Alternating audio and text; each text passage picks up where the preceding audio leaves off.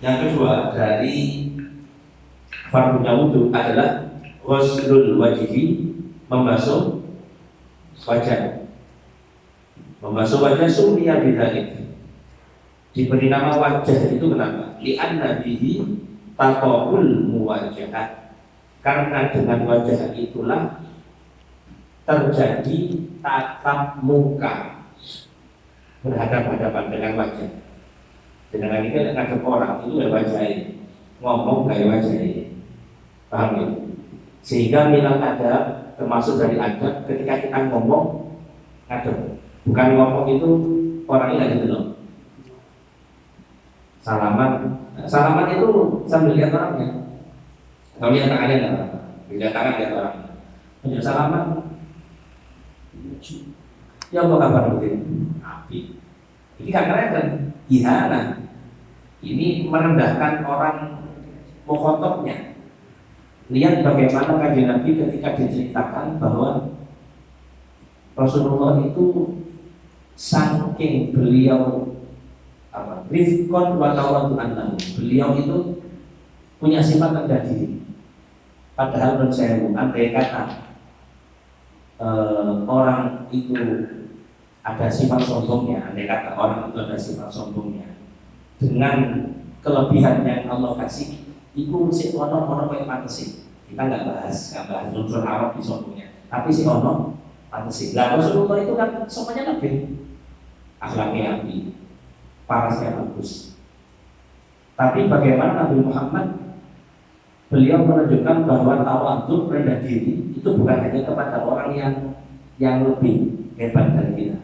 Kita tawadhu kepada guru normal, tapi kita disuruh tawadhu kepada orang yang dia jelas secara ilmu di bawah kita, secara harta di bawah kita, secara wawasan pengetahuan, keahlian dan lain sebagainya itu di bawah kita. Cuma kita diminta untuk tawadhu rendah diri, nggak peduli kepada siapapun. Dan itu yang dilakukan Nabi Sallallahu Alaihi Wasallam. Jadi kan Nabi itu ini diceritakan tentang seorang sahabat bahwa Sayyidina Zaid bin Thabit, Hasan Zaid bin Thabit kalau tidak salah, itu bercerita kadang kita itu kumpul, kata sahabat, kita itu kumpul bahas urusan duniawi, dunyo. Kalau lagi dagangan, Mas Adi gawe semina, mas ngono itu bahas dunia.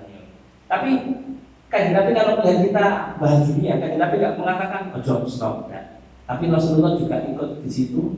Ya senang, beliau dengerin omongan urusan dunia itu disimak oleh Nabi Muhammad.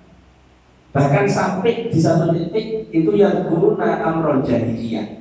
Mereka itu membahas perihal dulu biar masalah dewi kafir yo, masalah dewi nyembah berhala yo. Cerita Rasulullah jadi masa lalu dan masa kelamnya. Mungkin kalau kita punya teman yang dia mantan pecandu narkoba, mantan minuman keras, mantan judi. Jadi lu gak ambil diri, tapi dia bahas masa lalunya. Ya Allah, biar aku ini sempet-sempetnya bisa ini. Kajian Nabi itu juga kumpul mendengarkan hal yang semacam itu. Bahkan sesekali Rasulullah ada senyumnya, mesem. Kajian Nabi kalau ngomong. Karena Rasulullah nggak melakukan sesuatu yang Allah haramkan, seperti itu. Jadi kajian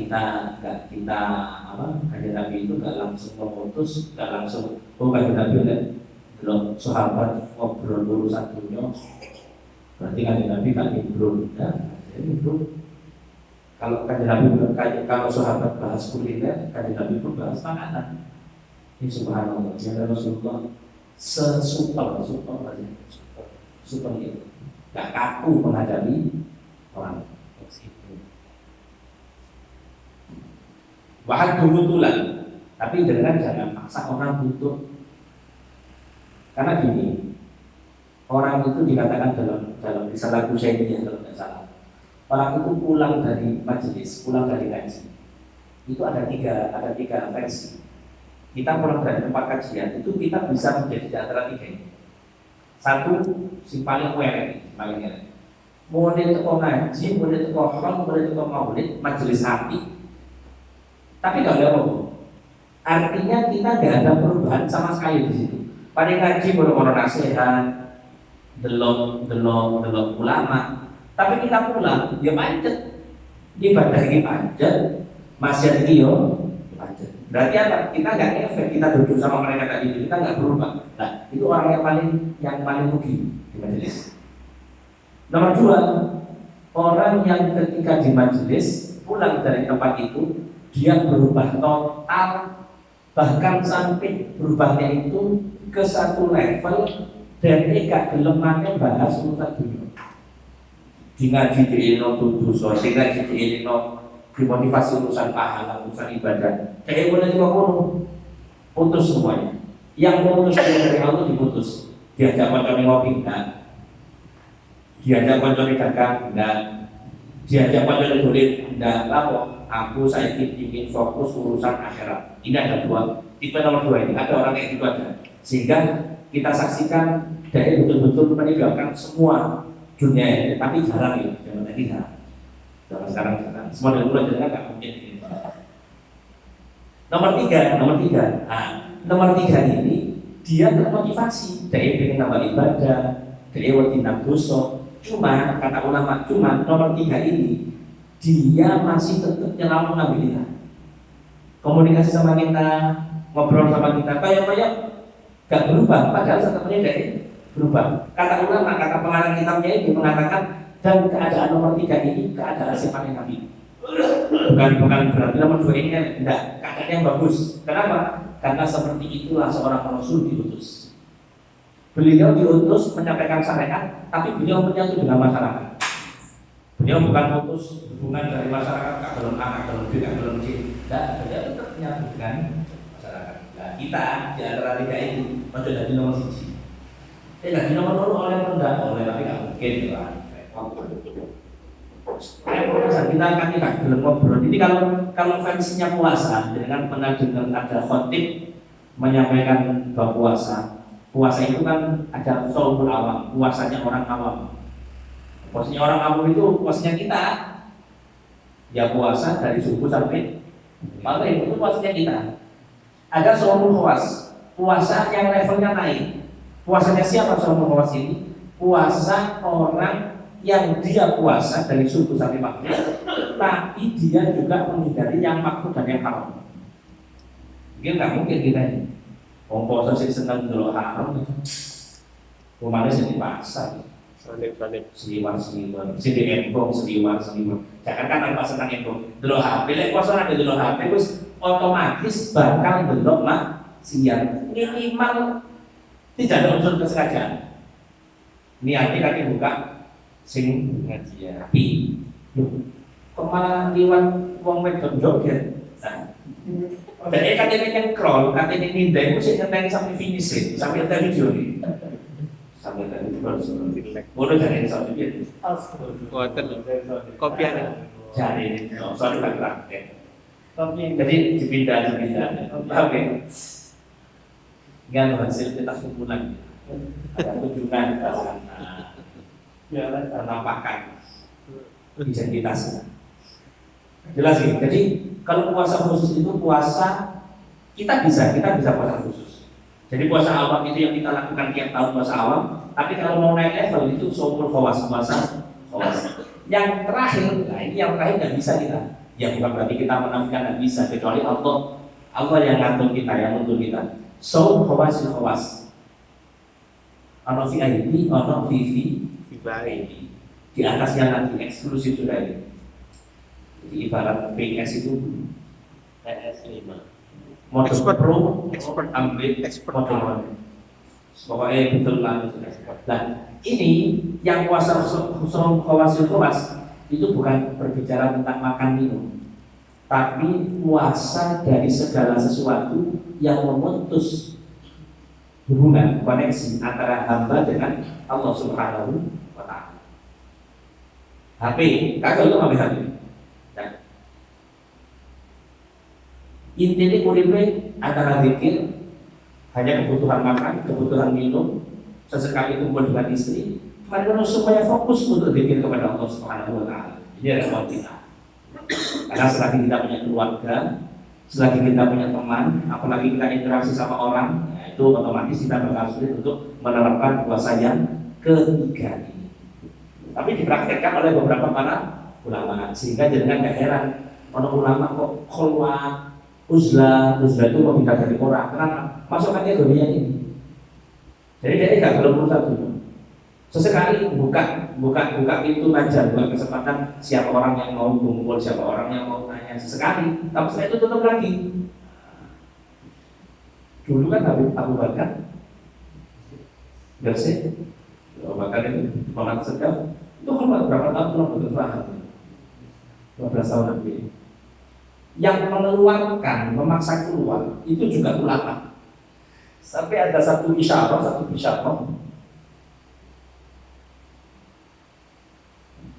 Lupa intinya kalau bukan Habib Al-Habsyi itu gurunya leting di atasnya itu mengatakan Habib Al-Habsyi kalau tidak salah Habib Al-Habsyi itu mengatakan ono bakal 3 wali, ada 3 wali dengan nama yang sama. 3 wali dengan nama yang sama dan derajatnya mencapai derajat kutub Raja Wali pada masanya, Raja para wali pada masanya. Tapi kata beliau, aku gak nututi satu. Nah, ini kata ulama kalau tidak salah ya gak nututi itu Habib Abu Bakar. Jadi kalian itu gak nututi sesama dengan Habib Abu Bakar, tapi nututi dengan 2 Habib Abu Bakar yang namanya sama dengan tingkatan wali mencapai wali yang tadi. Ini lihat si ngomong wali ya pantas. Gue bakal ngomong ini. Tapi bukan ramalan dong, bukan ramalan. Ramalan. Kalau ramalan gimana? Ya, ada wali kan ramal. Ittaqu firasatal mu'min fa innahu yanzur bi nurillah. Atau kama Nabi menyatakan takutlah dengan firasat. Firasat ini kalau diartikan kepada kita tebakan mungkin.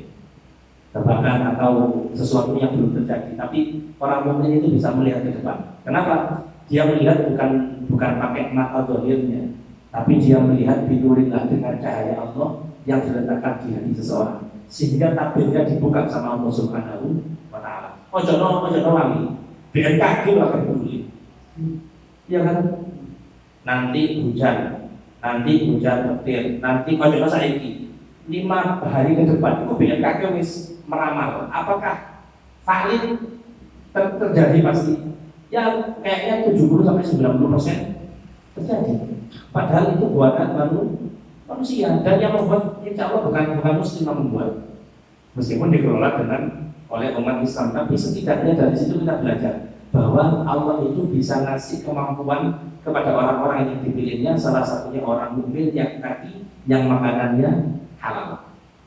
Dengan filosati api, dengan ingin punya filosat bagus, itu dengan punya satu syarat, makanan harus jelas murni halal.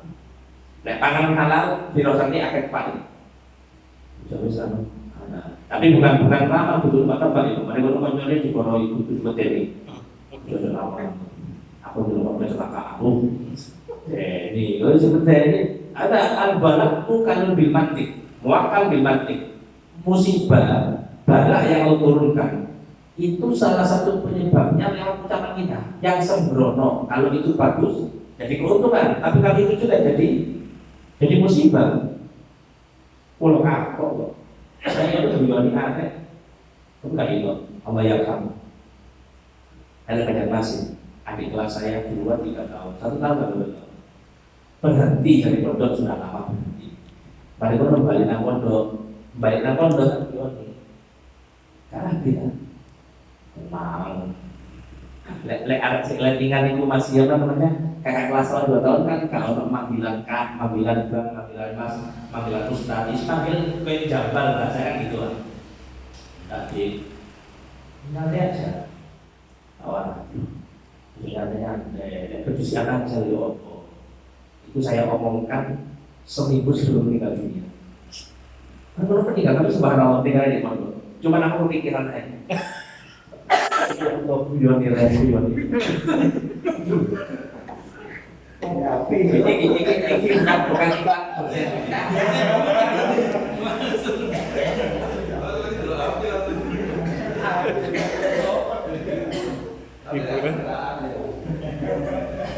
dapat video. Paham ya? Jadi kalau apa namanya? Kalau ngomong yang dalam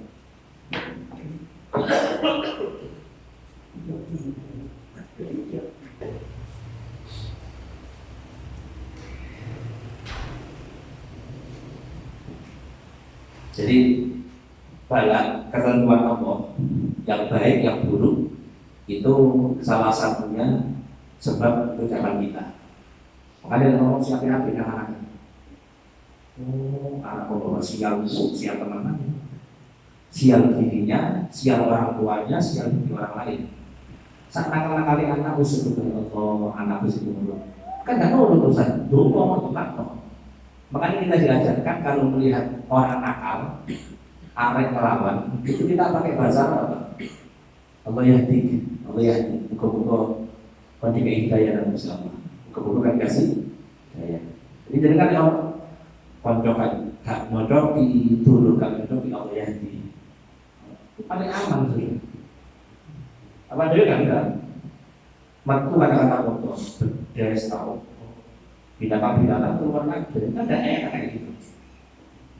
Jadi ucapannya bagus supaya kebaikan itu kembali kepada yang bicara. Bahasa apa tadi? Nyambung itu. Wahat duhutulan. Nah, wajah itu kan termasuk yang harus dibasuh. Batas wajah panjang itu dari atas ke bawah. Ma baina mana bini syahri roksi bila muntahal lahyaini, yaitu dari batasnya itu dari tempat sumur rambut sampai muntaha al-lahyaini. Lahyaini yang ini jenggot. Nah, bertemunya dua jenggot, dagu sampai sini, dan sini sampai sini. Berarti leher bukan wajah. Jadi kan basuh wajah, leher tidak basuh tidak apa-apa. Tapi Imam Ghazali menyatakan leher itu sunnah dibasuh, sunnah dibasahi. Cuman fuqaha, pakar fikih mengatakan leher itu tidak sunnah dibasahi. Dan terus kita ikut mana? Dua-duanya mungkin diikuti. Jangan mungkin yang pernah ngaji kitab Bidayah karya terakhir Imam Ghazali sebelum beliau wafat, itu Imam Ghazali banyak menukil doa-doa ketika basuh wajah, ketika basuh anggota wudu. Jadi kan ketika kumur-kumur, ketika masukkan air ke hidung, itu ada doa nih. Tafaulan itu disunahkan supaya kita berharap kebaikan dari situ. Jadi yang perlu ingat kalau masukkan air ke hidung nyedot, itu kita baca Allahumma arifni raihatal jannah. Ya Allah, kasih saya kesempatan untuk bisa mencium aroma wangi surga. Itu doanya. Basuh wajah dan juga Allahumma baghit wajhi yauma tabyatul wujuh wa taswadul wujuh. Ya Allah, putihkan wajahku di saat wajah itu menjadi terang dan wajah itu menjadi gelap. Kapan? Hari kiamat. Orang-orang kan bisa dibedakan. Mukmin terang wajahnya, semakin bagus wudunya, semakin terang. Musyrik gelap wajahnya. Tambah maksiatnya, tambah gelap wajahnya. Jadi minta supaya diterangkan wajahnya. Ketika basuh kanan, Allahumma a'tini kitabi biyamini wa hasibni hisaban yasira. Ya Allah, berikan nanti catatan amalku dengan tangan kananku dan hisablah aku dengan hisab yang betul-betul ringan. Ketika tangan kiri, Allahumma la tu'tin kitabi bisimani wa lam yuwarra idhar. Ya Allah, jangan pernah engkau berikan catatanku dengan tangan kiriku, apalagi dengan punggungku. Karena nanti manusia itu terbagi jadi tiga golongan. Satu golongan terima catatan pakai tangan kanan, pakai tangan kiri, dan yang terakhir pakai punggung. Itu yang paling parah sudah. Tangan kiri itu sudah termasuk bukti orang itu bakal celaka, apalagi pakai punggung. Waliyadzubillah. Ketika basuh kepala,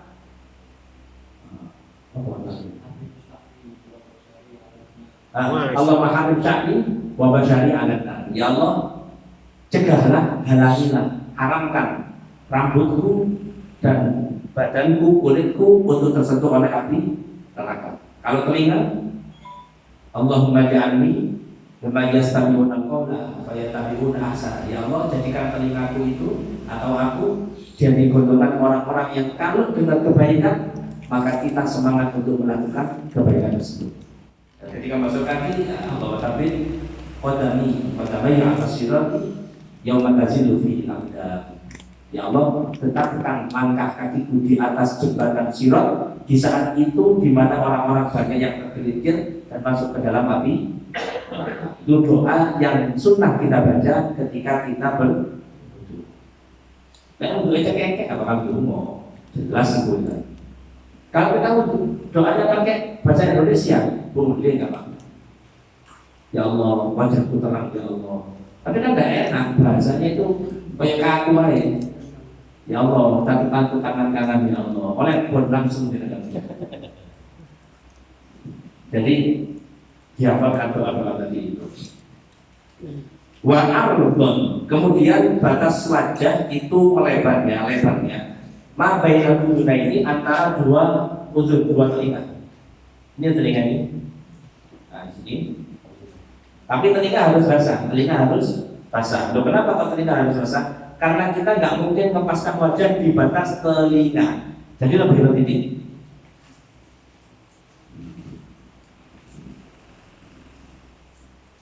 Hukmu ghusli syu'uril wajhi, hukum membasuh rambut di wajah, di area wajah atau bulu di area wajah.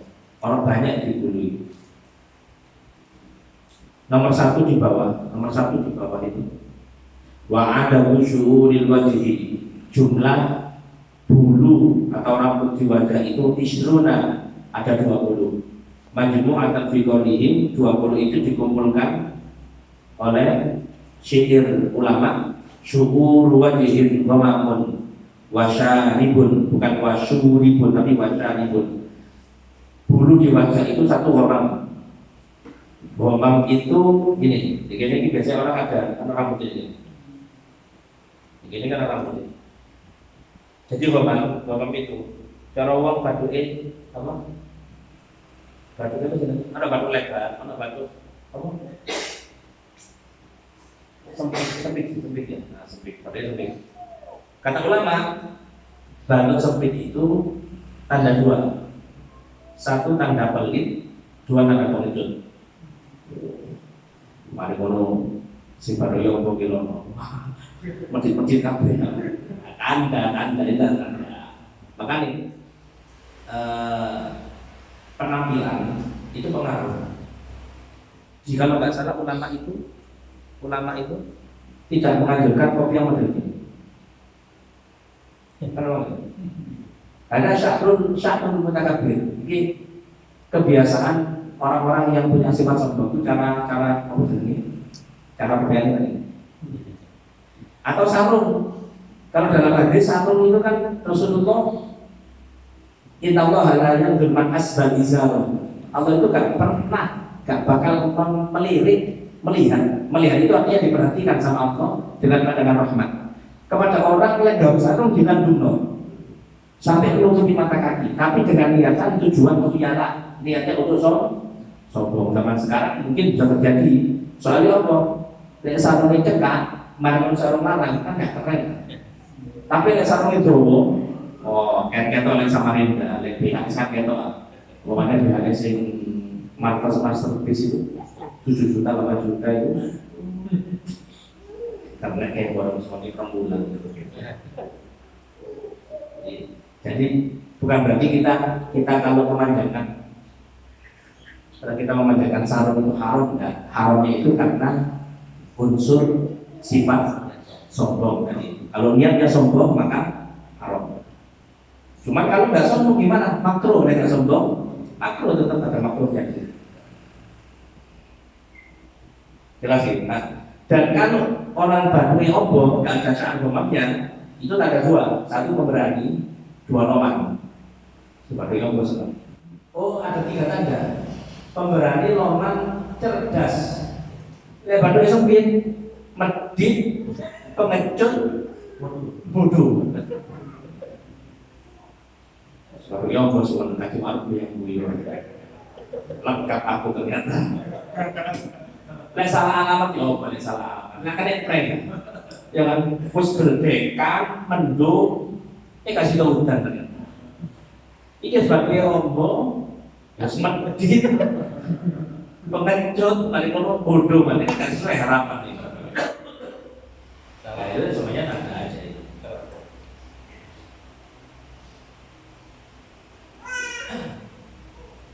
Jangan dikasih apa ya?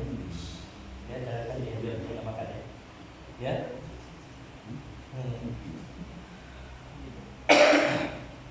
Kemudian syarif ini,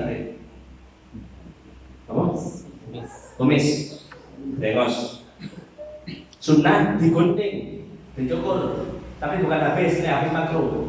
Cuma kalau mesti habisi makruh sini. Apa salah kedanten? Orang itu kalau sudah biasa dikerik, itu tombolnya lah nyocok, welek, mari belum, jangan. Kalau kadang-kadang itu kan.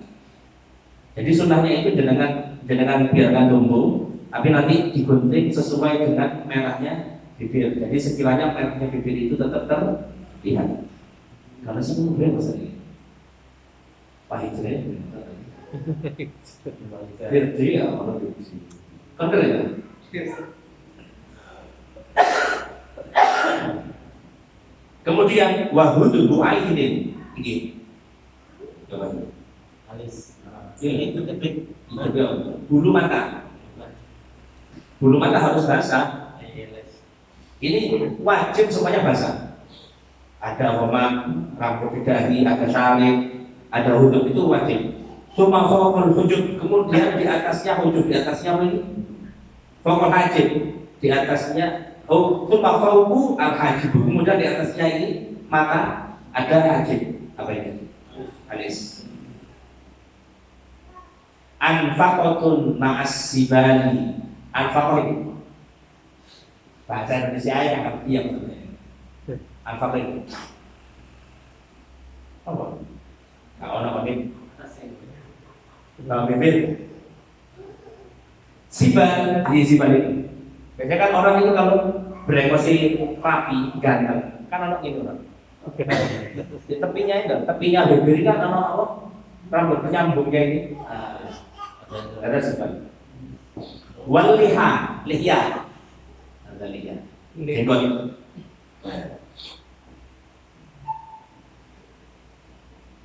Wa aridun, arid, brewo. Brewo itu bawahnya telinga. Audio. Ini bukan Islam dari brewo. Ngerti. Apa? Jadi brewo. Ba'dal idhari, setelah idhar itu idhar. Apa ini? Godek. Kalau ini godek, cukur brewo itu makruh. Bahkan ada yang mengharamkan. Kenapa?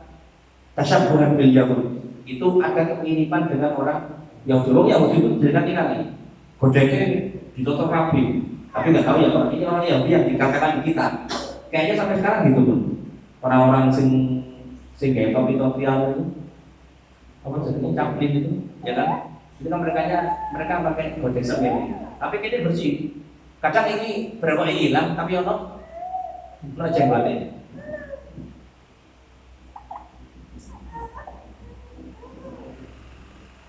Asliha rapikan. Wasya'alul khaddaini bukti. Di pipinya ada bulu. Alah ini mungkin ini. Jangan kalau jenggotan. Kita brewo. Kan jalur nih antara brewo nang ini nang kumis. Kulo enggak ada. Cuma mesti tak cukur. Begini. Ada. Ada orang itu gini brewoan, tapi kok brewo ini nyambung nang brewos.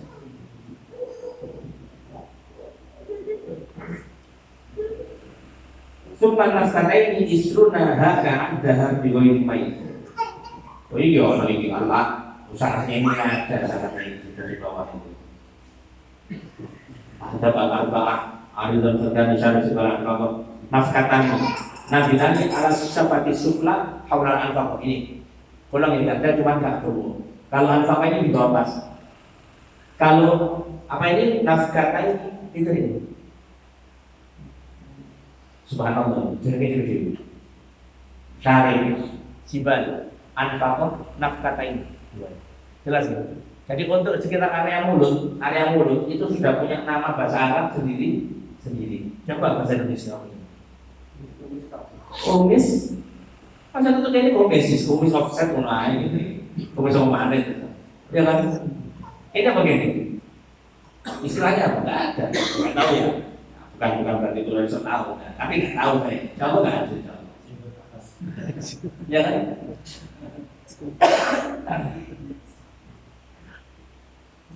Wes sudah. Nah, semuanya ini yajib wasuha Tuhan. Semuanya wajib basah. Jadi kan untuk ini basuh wajah. Kakek wajib teles. Pastikan semuanya basah. Lo berarti kalau untuk wajib diem, sudah kosong. Nggak usah. Jadi kan guyur no baju. Ini otomatis sudah apa? Sudah basah. Kenapa? Karena kita punya rambut, punya bulu. Itu nggak ada yang lebat. Apa yang lebat dari kita? Nggak ada. Jenggot, ya udah orang Arab. Orang Arab masyarakat lebat bisa santai. Cek lebat itu gini, patokannya lebat itu orang ngobrol, pulau ambil. Yes. Kita ngobrol itu kan jalan. Depan itu 1,5 meter ya, 1 meter kan tak doang, 1,5 meter kan ya. Hah? Balik pulang Pak. 70. 70 apa ya? Senti. Satu. Nah, ini kan gitu semua. Jadi kita ngobrol sama orang itu 70 cm. Kalau orang yang ngobrol sama kita atau kita ngobrol sama dia bisa melihat kulitnya jenggot. Jenggot itu ada kajian itu kan kulitnya jenggot kelihatan. Nah, berarti kategorinya tipis. Meskipun kata Sohri tebel kok, soalnya Sohri nggak duwe jenggot. Iri. Jadi penilaian orang itu pasti relatif. Menurutku kan seperti itu. Makanya syariat kasih patokan. Supaya apa? Kalau syariat itu abu-abu kayak menurutku itu tidak ada. Usah saya model gitu. Ada pun sesuatu yang tidak dikaitkan atau tidak dipatok sama syariat, maka tetap ada aturan. Apa aturannya? Kurfuntas penilaian orang. Salah satu ciri-cirinya itu yang dipakai sama Imam Syafi'i urusan head, istiqroh, penelitian, riset kalau sekarang. Jadi head itu dalam fikih, dalam hadis atau di Quran ataupun di hadis itu tidak ada fikih itu mengatakan perempuan head minimal 24 jam sehari semalam. Tidak ada. Paling banyak head berapa hari? 15 hari. Tidak ada. Nah terus dari mana Imam Syafi'i menyatakan maksimal 15, minimal sehari semalam, normalnya 6-7 hari. Beliau tanya ke masyarakat ketika itu. Takut nama itu, meskipun nggak tanya langsung, tapi lewat perantara. Bujumu ya Allah. Disitulah beliau langsung menetapkan hukum melalui ijtihadnya bahwa perempuan haid itu paling lama paling sebentar 24 jam, paling lama 15. Jelas gitu. Coba deh menurut kabeh VT kita kapan hewan dari Imam Syafi'i. Paling benar kayak Quran hadis. Nonton head ya Allah. Ya menurutku, kabeh menurutku repot aja. Menurutku ya Allah. Menurutku beda menurutku. Kayak menurutku akhirnya ibadah itu pakai selera. Jelas ya. Jadi syariat menetapkan bahwa yang dikatakan leban untuk urusan jenggot dan ini apa ini brewok itu adalah yang kulit yang tidak terlihat ketika kita berada di lawan bicara. Jelas sama dulu. Berarti alis tebal ya Ustaz? Alis tebal, guru alis tebal. Alis tebal ini kan berarti kan kaina.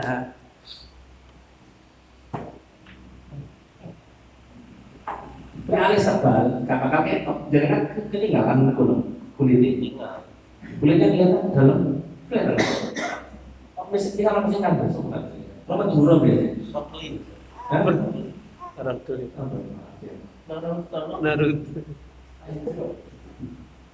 Wah itu lah, nah itu sama. Wah ini adalah kulitnya apa? Bulunya tebal, soal asli itu tebal gitu. misal tebel, tetap wajib kena air apanya kulitnya. Kenapa? Karena bukan anggota yang diperbolehkan untuk nggak kena air, jelas. Jadi yang anggota bulu itu tebal dan kulitnya nggak kena air itu cuma dua, satu brewok, dua jenggot. Nah jadi kan dua jenggot tebel, dua iki tebel, wuduhe apa? Cukup keluarin dibasuh, nggak sampai dibasuh-basuh. Kayak iklan sabun, nah cukup. Brewok sunnah untuk di sela-sela takhir. Ada sunnah. Jelas nih.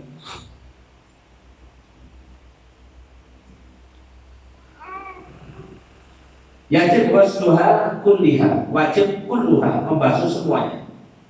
Zahiruha wa batinuha, yang luar yang dalam. Wa yusatna min dzalik, pengecualian itu berlaku al-lihya wal aridhani, yaitu apa lihat tadi jenggot dan brewok. Brewok tak bisa. Brewok juga secara bukan. Indonesia brewok. Kasihkan nanti.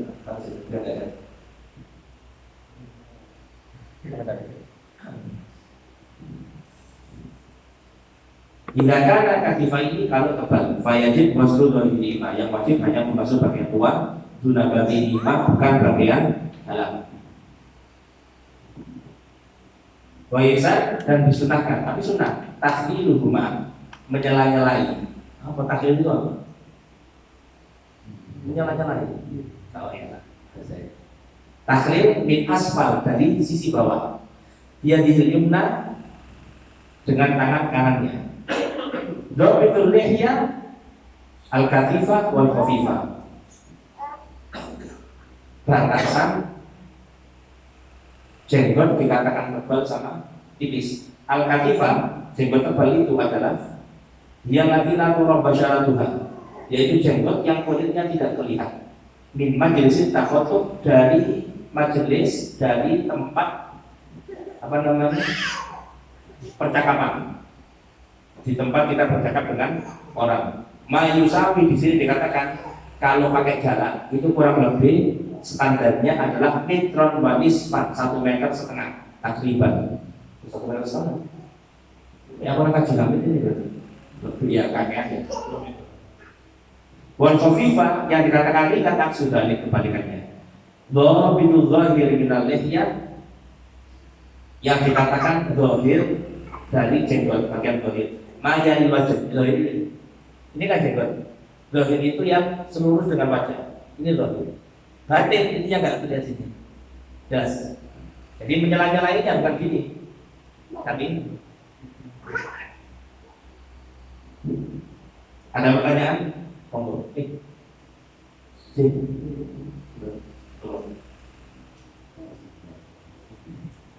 Kayak kok. Aku udah tadi. Ya.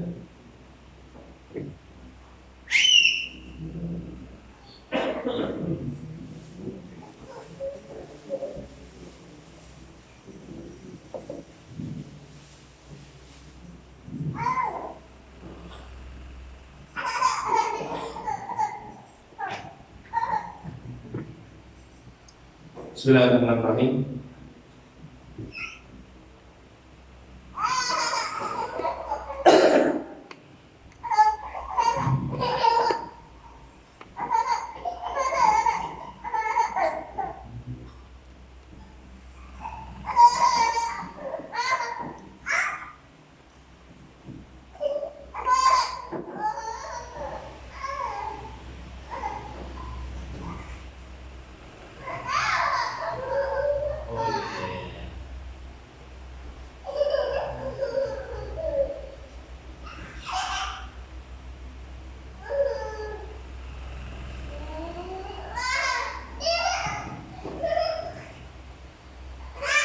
Qala Sayyidina Ali karramallahu wajhah, ada satu nasihat dari kitab Nasaihul Ibad yang diucapkan Sayyidina Ali karramallahu wajhah. Inna as'abal a'mal al-fatihah. Sesungguhnya amalan-amalan yang berat itu ada pada 4 hal ini. Nomor 1, yang paling berat adalah memaafkan di saat kita emosi. Pas ngamuk, kok nyepuro, repot. Lek nyepuro nih 10 tahun lagi, kapan? Soalnya saiki salah-salah mikir urusan dunia. Akhirnya gak nyopo maneh, digerus, gak nyopo metu tukang dan lain sebagainya. Kapan nyepuroni? Kok nyepuroni pada mari nikah gampang. Waktu itu bahasa orang itu bisa menyembuhkan, ya kan? Orang yang dulunya musuhan, tapi seiring berjalannya waktu dia bisa memaafkan. Tapi kita memaafkan di saat emosi itu yang paling berat. Nah terus kalau kita nggak bisa, ya memang harus coba butuh latihan. Yang jangan tahu Nabi Muhammad itu dikatakan sama Zaid bin Sa'dah kalau tidak salah orang Yahudi yang akhirnya masuk Islam. Ini pernah tak ceritakan dulu. Zaid bin Sa'dah ini adalah orang yang memahami bahwasanya Rasul akhir zaman itu punya sifat-sifat yang bagus dan beliau membuktikan sendiri. Seorang Rasul itu punya sifat tawadhu, rendah diri. Seorang Rasul itu punya sifat rahmat, kasih sayang. Seorang Rasul itu punya sifat ini dan itu. Itu semuanya dibuktikan sama orang Yahudi yang bernama Zaid bin Sa'dah kalau tidak salah. Sampai tiba waktunya dia komentar, dia yang cerita. Aku ini mau coba kita tahu Nabi akhir zaman itu punya sifat la tazidu syiddatul jahli alaihi illa ilman. Semakin dia dibikin marah, dipancing untuk marah, dipancing emosinya, maka semakin dia punya sifat sabar. Itu sifatnya Nabi Muhammad. Tambah dipancing, bukan tambah terlihat untuk marah, tapi justru tambah terlihat sifat sabarnya. Akhirnya Zaid bin Sa'dah ini transaksi sama Nabi Muhammad SAW dengan bayar izin. Nah, ketika hutang piutang datang, bayarnya izin, belum jatuh tempo. Ini Rasulullah lagi kajian bersama sahabat. Rasulullah sedang ngaji sama sahabat. Tiba-tiba Zaid bin Sa'dah langsung niat syaqqa sufufal muslimin. Beliau niat softnya para sahabat dilangkaikan. Sampai orang dengar kanjeng Nabi dan di depan Nabi Muhammad yang Rasulullah pakai serban langsung serban dicekik, serban lagi dililit, ditarik sakit gede. Sayyidina Umar belum itu dani adrib unuqa kanjeng Nabi lah jenengan izinkan wong model ini tak pakai tak penggal ini pantas mati lagi. Jawaban Nabi Muhammad, ya Umar, wahai Umar, aku tidak diutus untuk melakukan hal yang semacam ini. Artinya tidak diutus untuk membalas keburukan dengan keburukan. Aku akhirnya diutang ambil sedih. Saya tidak utang. Tapi coba kon ngomong Umar pada Zaid ini. Waran nasihati dari nasihati aku. Kalau aku punya hutang, suruh aku nyaur dengan cara yang baik, cara yang sopan. Dan kalau dia mau nagih hutang, suruh dia nagih hutang dengan cara yang sopan. Di posisi ditaruh sahabatnya, di posisi lagi ngaji, dicekik, paling belum jatuh tempo, orang Yahudi ngomong, Muhammad, ikdi dari tak bayar utangmu, karena kenapa? Kon ini keturunan Bani Muthalib seneng nunda-nunda urusan utang. Terkenal nunda-nunda nyaur uang ini. Padahal belum jatuh tempo, tapi Rasulullah salah sekali. Ketika menjawab Nabi Muhammad, tinggal kongkon bayar utang dengan cara sing api dan dia suruh Nabi dengan cara sing api, suruh saya tidak utang. Umar kayak monokurmo karena utang kasih hormat gini dan tambahkan 10 sok kalau tidak salah. 1 sok itu 4 mud. 4 mud itu kalau zakat itu berapa kilo? 2,7 atau 3 kilo. Kalau 10 sok dikali 10, 30 kilo berapa kilo? 30 kilo kurma, piro iki. Disawur tadi ditambahi 30 kilo kurma. Loh, Sayyidina Umar takut gaya apa aja Nabi? Karena kamu sudah menyakiti dia, bayang. Menyakiti, kon pingin pateni, kalau ngomong aku pingin pateni, nah, ganteni ini kuman. Melihat sifat sabar dari Nabi Muhammad, langsung orang itu masuk Islam. Karena punya ciri-ciri Nabi Muhammad, lek dipancing emosi ini, guru tambah nafsu, tapi justru tambah anggun sifatnya. Itu kan kalau kita kan mengatakan sabar itu ada batasnya, nggak ono batas itu. Kok bisa? Sabar itu nggak ada batasnya. Yang ada batasnya itu adalah sabar kalau sudah terkait dengan perintah Gusti Allah. Nabi Muhammad nggak marah kalau pribadinya disakiti. Tapi dalam kitab Maulid, wa idza duji'a haqqullahi lam yakun ahadun dibodohi.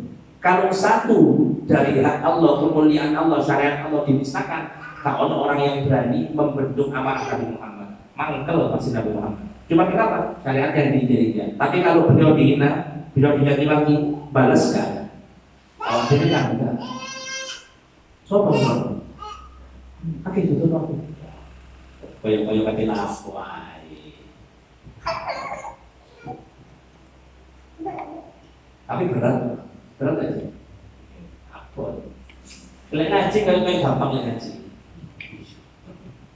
Boleh di lono wajone, beda mana ceritane. Ya kan? Intinya kalau jenengan iki aja dadi wong tersinggungan. Pesan kula jenengan, nek tersinggungan itu amat gak perlu nasihat. Bukan dikatakan ini tersinggung. Dan orang kalau tersinggungan, berarti dia gak ada niatan untuk berubah. Satu, memaafkan di saat marah. Dua, aljun fil usra, usaha loma di masa sulit. Dua ini gak duwe, tapi dipaksa loma. Kita kan saudara, kan katanya duwe. Iku pun perhitungannya masya Allah sih. Wis soge, wis duwe, wis lancar, tapi perhitungan tambah kredit ya sudah. Nah terus gimana? Harus dicoba. Karena aturannya, dobitnya, aturan yang berlaku, siklusnya itu dalam berkata. Orang yang gak bersedekah karena dia mengatakan aku gak duit, padahal duit kan ini titelono. Semakin dia kaya, dia bukan semakin lemah tapi semakin medit, itu pasti. Jadi orang yang gak bersedekah karena dia merasa titik, nanti ketika dia kaya, dia pasti akan gak mau sedekah. Caranya gimana? Sedekah masih titik. Nabi Muhammad itu ngasih gambaran simpel. Ittaqun nar, ittaqinna walau bisyiddi tamrah. Kalau itu Nabi Allah wedi, masih dengan separuh kurma. Kita punya kurma satu. Kalau kita takut kata Nabi Muhammad, takut kan Gusti Allah, wedi nang Gusti Allah. Jalurnya uang sedekah. Kurma siji kurma itu gelem. Karena kita nggak punya kurma lagi, itu gelem tadi itu. Bukan berarti kurma satu dimakan untuk dirinya kita sendiri. Gus Bahar itu punya analogi ya kan. Kalau kita nggak ada duit, konsol kok bisa sampai 50% bahkan 100%. Kalau bukan, jangan duit 100%, jangan kalau saya abot kan, tapi masih bisa. Saya katakan ekonomis. Berapa yang kita keluarkan? 50%. Tapi coba jangan duit 2 juta. Tolong 50%. Berapa? 500. Tapi kalau 500, jangan duit 10 juta. Berapa? 5 juta. Jadi kan 1 juta, gitu, 50 juta. Artinya selagi itu ada kesempatan untuk mencapai batas 50%, kasih. Itu kesempatan kita untuk memperbanyak saudara. Jelas ya. Nomor 3 yang membuat atau amalan yang sulit adalah al-iffah fil khalwah, menjaga diri, kehormatan, rasa takut kita di saat tidak ada orang pun yang tahu. Orang sing nolong wanita itu kan bukan rame-rame. Kenapa? Sendiri. Lek rame-rame, itu duit mesin rame-rame. Ya wedi kan nyolong. Tapi ketika sudah uang itu diserahkan ke satu orang, kesempatan dia untuk apa? Untuk nyuri. Berarti pasti. Orang berzina di samping jalan. Dan kita nggak bahas mungkin di luar negeri seperti apa, tapi di sini itu Insya Allah nggak berani. Goncengan lanang itu nggak makro, kayak kopi aja. Soalnya buat orang akeh gitu. Nggak merdeka. Betul udah waktu nih. Masih orang dan. Jadi nggak makro, maka izai ada pakaian. Itu yang manihnya kita, pencegah kita dari dosa. Itu pakaian nomor satu. Sampai dikatakan sama ulama, man tahoyyarot siyu, tahoyyarot sirotu. Orang kalau pakainya berubah, pribadinya berubah mas. Kalau kita itu pakaian ini nang warung, nang tempat dodolan sontif, pakaian ini gak apa-apa. Kenapa? Ya tadi sudah, paling enggak menghalangi kita. Lek ono wong wedok liwat di arep, utawa ono wong wedok tuku nang sontif karo cekak. Jenengan tuku gak kopi ya? Coplok tapi. Lah, kan kita belok sini kan wis. Mau nggak mau seperti itu. Tapi coba biar dicerobohan pun lagi kausan. Ono arep wedok. Katanya nggak delok. Pakaian ini mendukung kok. Mendukung untuk apa? Untuk berbuat sesuatu yang kurang. Oh mana pakai lo gambar tengkorak, ono anu. Untuk teko rokokan. Oh tak bawa Jadi nggak salah, kalau saya nggak salah. Yang pula ceritakan di masjid itu, saya beli barang ke satu warung perempuan. Itu kalau pulau singkuku langsung merusi jilbaban. Tapi lagi saya butuh pulau, ya udah gak jilbaban. Bukan saya geger pulau yang enggak, tapi setidaknya dia punya rasa malu seperti itu bagus ya. Isin lah. Kalau positif, kasih jilbaban ini kok ada. Gak apa-apa, karena rasa malunya itu menuntut dia untuk berbuat baik selanjutnya. Kalau dipaksa langsung cak-gecak, berbuat hati-hati nggak bisa. Biarkan sudah. Ada satu saat di mana Allah menuntut kita betul-betul membuat kita mampu meninggalkan sesuatu yang Allah haramkan. Itu harapan kita. Nah, jadi kalau ditanya, gaya apa ngaji? Kayak gak berubah orang ini. Sholatnya ya wajib, puasanya ya Ramadan. Dalam haram sih rutin, merungokno rasa-rasa yo sih seneng. Kapan kita berubah? Ojo mikir kita nggak berubah, tapi pikirlah di saat kita sudah dijauhkan dari tempat-tempat yang baik. Si gelem ngaji, si gelem kumpul ambil wong apik, si gelem merungokno nasihat, itu berarti kita diinginkan sama Allah untuk jadi orang yang baik. Nomor terakhir, qaulul haq liman yakhafu wa yarju. Kita ngomong yang benar, yang jujur pada orang yang kita harapkan atau pada orang yang kita takuti. Awal dulu yang lebih kepada orang, ya dari kiri hari ini bolos sekolah, boleh telat, boleh sih. Jadi kadang mau jujur sama orang tua nih, sih, coba pilih. Orang mesti. Kenapa? Kalau dia jujur, dia pasti nanti bakal dimarah sama orang tuanya. Jadi beranilah untuk berkata jujur meskipun itu pahit. Cuman bukan berarti kita ngomong jujur saya ini. Tetap semuanya harus diatur. Ojo kayak sing kula delok. Ya bohong itu dosa. Terus saya ingin jujur kepada Anda. Oh, Anda itu orangnya nyinggung gitu mana ceritanya. Aku merasa lebih baru dosa. Terus orang ini wah ada nggak boleh seperti itu. Jadi nasihati cuma sing apik supaya orang lain tidak. Mudah-mudahan yang sedikit manfaat untuk